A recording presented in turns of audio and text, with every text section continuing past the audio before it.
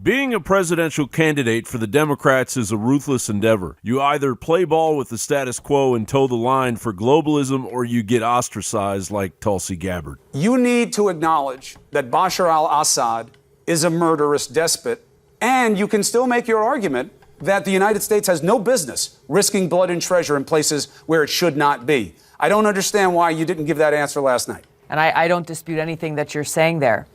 He's a brutal dictator, just like Saddam Hussein. Tulsi has been a Drudge poll favorite, racking up runaway poll numbers for both Democratic debates, almost doubling the numbers of all the other candidates combined. Media Matters claimed this was all rigged by 4chan, while Tulsi's campaign funding Google Adsense account had been mysteriously dropped during the height of her popularity. And now she has been deemed a Russian agent by Kamala Harris after she annihilated her during the debate. She put over 1,500 people in jail for marijuana violations and then laughed about it when she was asked if she ever smoked marijuana.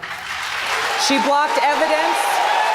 She blocked evidence that would have freed an innocent man from death row until the courts forced her to do so. Filmmaker Michael Moore claims the Democrats need a fighter, yet he suggests Michelle Obama drop in the race rather than back a real fighter like Iraq war veteran Tulsi Gabbard, who continues to serve as a major in the Hawaii Army National Guard. Who's the street fighter that can crush Trump? And frankly, I think there's a person that could do this. If the election were held today, there is one person that would crush Trump, and she hasn't announced yet. And her last name rhymes with Obama.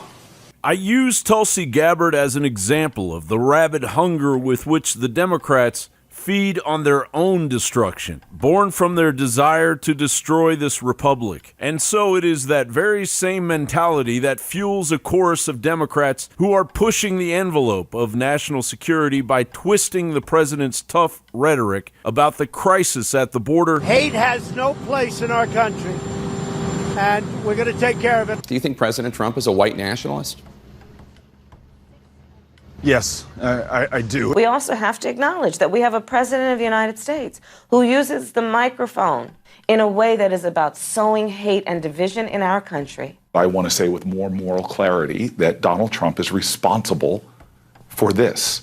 He's responsible because he is stoking fears and hatred and bigotry. He is responsible because he's failing to condemn white supremacy and see it as it is, which is responsible for such a significant amount of the terrorist attacks. All over the globe, we're seeing nationalism and isolationism take root everywhere.